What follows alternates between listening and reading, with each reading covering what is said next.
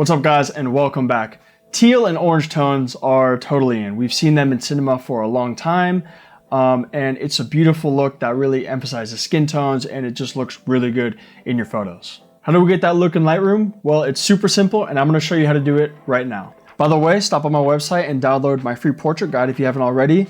I have a ton of free information on there regarding posing, gear, pretty much anything you can think of when it comes to portraiture. It's all free, so go ahead and do that. And please like this video if you like it and subscribe if you haven't already. All right, so teal and orange. We've seen this color combination in cinema for decades, and that's simply because it looks so good on the skin tones. You know, you have these bluish cyan colors in the dark areas, and then you have these nice orangish skin tones that really emphasize the skin and makes it look really good. I'm sure you guys have seen this look on Instagram. It's really popular right now, albeit a much more saturated and stylized look than we've seen in cinema, but nonetheless, it looks really cool. So the question of the day is, how do we get these cyan or teal and orange colors in Lightroom?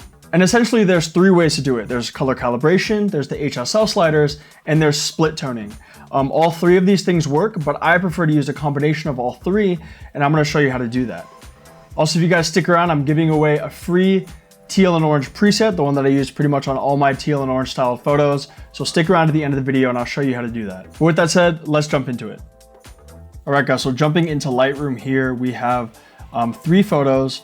And one thing I want to note before we get started is all of these photos have blue and orange in them. And I think that's something to think about is it's a lot easier to do this when you actually have those colors to begin with, instead of adding the colors later through split toning. But the first technique I'm going to show you guys is through color calibration. This is certainly the easiest way to do it.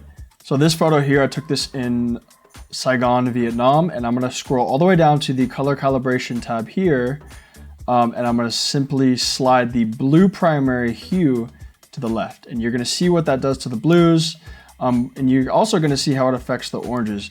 So when you're using the color calibration, it's not only affecting one color like the Hsl sliders, rather it's affecting all of the colors in the image. So that's something to think about when you're doing something with skin tones. It can really throw off your skin tones. But after I take that blue primary hue and bring it to the left, I'm going to go up to the red primary hue and bring it to the right. And what this is going to do is it's going to make those red tones into a more orange look. If you go the opposite way, it's going to turn pink. That's another cool combination that you can do, kind of like a steampunk look. Looks really cool. We're not going to be focusing on that now though. So you're going to slide that to the right a little bit. Then you can play with the saturation if you want to. I think in this image it's pretty good. And then what I'm going to do is just go up and do the basic edits. And I'm not going to focus too much on this video because you guys already know how to do that. But I'm going to show you basically how I would do it. So I'm going to just do a basic tone curve here, which is really popular. Give it kind of a vintage look. I personally like a vintage look in my photos. So what this is going to do is it's going to help flatten out the blacks while maintaining contrast. Same with the whites. Basic S curve, and then you can control the general exposure here, bringing it down a little bit. And I think that looks pretty dope. Maybe reduce the vibrance by like 10. Boom. So you got that color combination in there, and it's pretty cool. So there's the before and there's the after. You can see those colors look really, really cool. And let's move on to the next photo, and I'm gonna show you how to do it with the Hsl sliders. So with the Hsl sliders, it's also very simple. Go to the Hue tab, scroll down to Hsl and color, click Hue. You can click this here, this little dial, and then what you do is go over your image, find the color you want to edit, click and hold. And if you scroll down, look what it's going to do to the blue. And that's really cool. If you go the opposite way, it's going to turn purple. So I'm going to bring it all the way down, or maybe like right there. So it's affecting basically the blue. That's the only color we have in the sky there. And this won't really do anything. And then you can do the same thing with the reds. So you can go ahead and click this, find your reds, which we have on the bike, and you can scroll either which way and that will change the color. One thing I want to note here is that, you know, the red, we have her skin tones. So it can really have some dramatic effects on her skin tones like you see here. But in this situation, I think we can just bring over the oranges a little bit this way and her skin still stays it looks pretty good still. And then, you know, you can go ahead and do your basic tone curve and your basic adjustments once again, and that's all you got to do. Nice and simple. Now, I also want to use this photo to show you guys how you can do a combination of the two to kind of fine tune it. So what you can do is start with the color calibration, go ahead and move that to the left, but you're going to see her skin tones are so orange here, so red. And even after you kind of bring this over, her skin still might look a little bit funky, maybe a little bit oversaturated. And in fact, all of our colors are pretty damn oversaturated after we did that. So why don't we just reduce the saturation a little bit? And then what you can do is, you know, this blue is not the blue that I really want. So you can then go to the Hue Slider and then make it even more of that really cool looking cyan color. Then you can do the same with her skin just to make sure the skin looks okay. And I think that looks pretty dope. Besides, you know, oversaturated sky there, bring that down. I think that looks pretty cool. So you can see how using both of these is actually your best bet rather than just using one of these techniques. Let's move on to the last photo here. We have another portrait, and this is to really exemplify the skin tone thing. So in some images, it's going to look really bad when you use the color calibration on the skin tones. In other images, it might look okay. But for this one, let's go ahead and try it. So let's bring that blue primary all the way down. Yes, her skin does turn a little bit red, but it gets those blues right where we want them.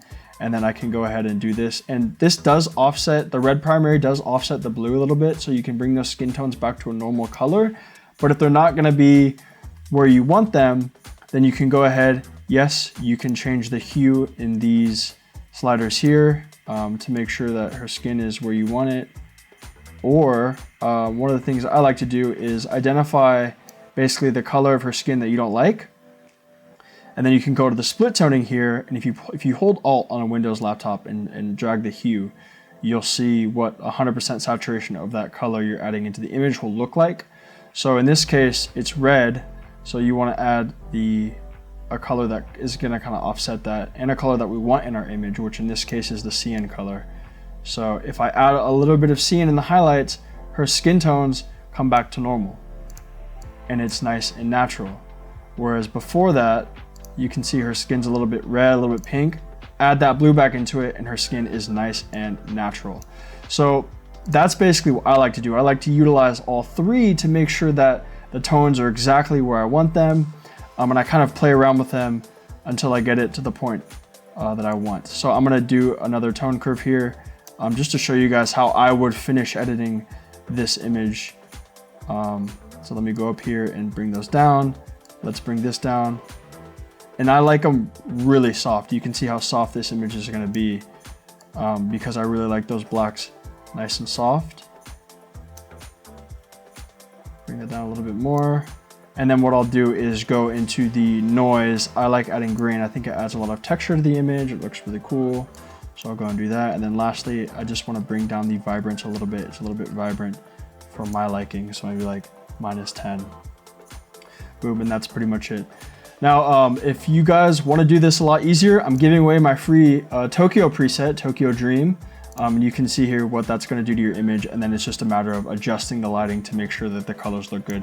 Giving that away for free. This is part of my Wanderlust travel preset pack, which is available on my website.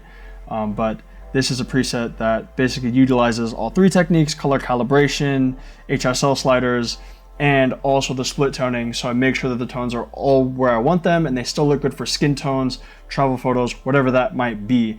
And now you have the knowledge to go in, add this preset to your photos, and change it in a way that you want to change it to make sure it looks perfect in terms of colors and contrast and lighting and all that for your image. But with that said, guys, I really hope this was helpful for you. Go ahead and get the free preset in the description of this video. And if you liked the video, please give it a thumbs up and subscribe if you're new here. Got a lot more Lightroom editing videos coming out soon. With that said, thanks a lot, guys. I will see you in the next one.